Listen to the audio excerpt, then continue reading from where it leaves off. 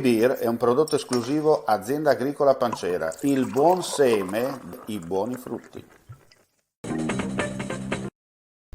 Intervento impegnativo la scorsa notte lungo la strada regionale 356 tra Attimis e Nimis, lungo la viabilità che da Tarcento porta a Cividale, all'altezza di Passo Monte Croce, da parte delle squadre comunali di protezione civile locali che hanno agito in collaborazione con i vigili del fuoco e il personale di FVG Strade.